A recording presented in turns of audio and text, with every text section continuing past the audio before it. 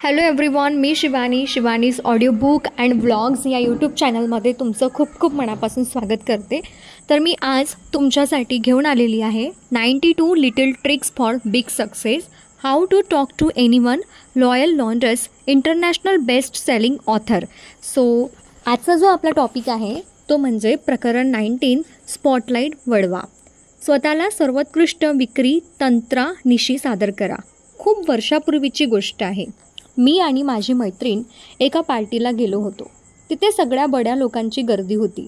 आम्ही ज्या ज्या लोकांशी बोललो ते सगळे निफ्टी लाईफ जगत असावेत असे वाटत होते. नंतर या पार्टीबद्दल चर्चा करताना मी माझ्या मैत्रिणीला विचारले, डायनी पार्टीत इतके चांगले लोक होते, त्यापैकी तुला कुणाशी बोलायला सर्वात जास्त आवडले? त्यावरती क्षणाचाही विलंब न लावता उत्तरली डॅन स्मिथ. डॅन काय करतात मी विचारले. नक्की माहीत नाही, ती म्हणाली. ते कुठे राहतात? कोण जाणे, डायनी म्हणाली. त्यांना कशाची आवड आहे? तसं आमचं त्याबद्दल बोलणं झालं नाही. मग तुम्ही कशाबद्दल बोललात? मी विचारले. आमचं बहुतेकचं बोलणं माझ्याबद्दलच झालं. अरे वा, मी मनातल्या मनात म्हणाले. डायनीची एका बड्या असामीशी भेट झाली होती. त्यानंतर काही महिन्यानंतर मला त्या बड्या असामीला डॅनना भेटण्याचा योग आला. डायनीला त्यांच्याबद्दल काहीच माहिती नाही या गोष्टीने माझ्या मनात कुतूहल जागले. मग मी त्यांच्याकडे खोदून चौकशी केली तेव्हा मला समजले डॅन पॅरिसमध्ये राहतात. त्यांचे फ्रान्सच्या दक्षिणेला बीच होम आहे आणि ऑल्प्समध्ये माउंटन होम आहे.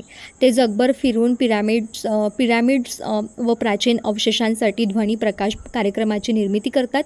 त्याचबरोबर ते उत्साही हँग ग्लायडर व स्कूबा डायव्हर आहेत. आणि या माणसाचे आयुष्य किती इंटरेस्टिंग होते आणि तरीही त्यांनी डायनीला भेटल्यावर स्वतःविषयी एक शब्दही उच्चारला नव्हता.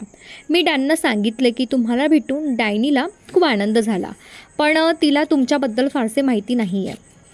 त्यावर डॅन म्हणाले, जेव्हा एखाद्या व्यक्तीला भेटतो तर तेव्हा जर मी त्या व्यक्तीला तिच्याबद्दल विचारले तर मला कितीतरी जास्त गोष्टी समजून घेता येतात आणि मी नेहमी स्पॉटलाईट दुसऱ्या व्यक्तीकडे वळण्याचा प्रयत्न करतो. खरी आत्मविश्वास संपन्न माणसे नेहमी असे करतात. बोलण्यापेक्षा ऐकण्यामुळे आपली अधिक प्रगती होते हे त्यांना माहिती असते. हे लोक त्यांच्याशी बोलणाऱ्या माणसाला अर्थातच आकर्षित करतात. बऱ्याच वेळा काळापूर्वीची गोष्ट आहे. एका वक्त्यांच्या अधिवेशनात मी ब्रायन ट्रासी या सहकाऱ्यांशी बोलत होते. ब्रायन विक्री विभागातील अग्रगण्य लोकांना प्रशिक्षण देतो. तो त्यांच्या विद्यार्थ्यांना या भल्या मोठ्या स्पॉटलाईटबद्दल सांगतो की सेल्समॅन जेव्हा त्यांच्या उत्पादनावर लक्ष केंद्रित करतात तेव्हा संभाव्य ग्राहकाला त्या तितकासा रस वाटत नाही, पण जेव्हा तो भला मोठा स्पॉटलाईट त्यांच्या संभाव्य ग्राहकांवर वळवतात तेव्हा त्यांची विक्री होते. विक्री क्षेत्रातील लोक हो, हे तंत्र तुमच्यासाठी विशेष महत्त्वाचे आहे. तुम्ही स्पॉटलाईट तुमच्यावर अजिबात ठेवू नका. तुमच्या उत्पादनावर तो हलकासा ठेवा आणि तुमच्या ग्राहकावर तो झगझगीत पडू द्या. अशा प्रकारे तुम्ही तुमची व तुमच्या उत्पादनाची विक्री अधिक चांगली करू शकता. सो जो तंत्र आहे, टेक्निक म्हणजे की 19 स्पॉटलाईट वळवा. तुम्ही एखाद्या व्यक्तीला भेटता तेव्हा तुमच्या मागे एक भला मोठा फिरता स्पॉटलाईट आहे अशी कल्पना करा.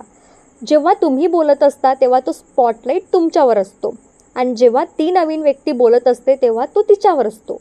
तुम्ही जर स्पॉटलाईट पुरेसा तेजस्वीपणे झळाळण्याची दक्षता घेतली तर तुम्ही स्वतःबद्दल जवळ काहीच सांगितलेले नाही ही गोष्ट त्या व्यक्तीच्या लक्षातही येणार नाही. तुम्ही जितका जास्त वेळ तो स्पॉटलाईट तुमच्यापासून लांब ठेवाल तितके तुम्ही त्या व्यक्तीला जास्त इंटरेस्टिंग वाटाल. नेक्स्ट प्रकरण आहे 20 पोपटपंची. ते मी तुम्हाला नेक्स्ट व्हिडिओमध्ये सांगेल. चला, बाय बाय. व्हिडिओ आवडला असेल तर प्लीज व्हिडिओला लाईक करा, कमेंट करा आणि नवीन असाल तर चॅनलला सबस्क्राईब करायला विसरू नका.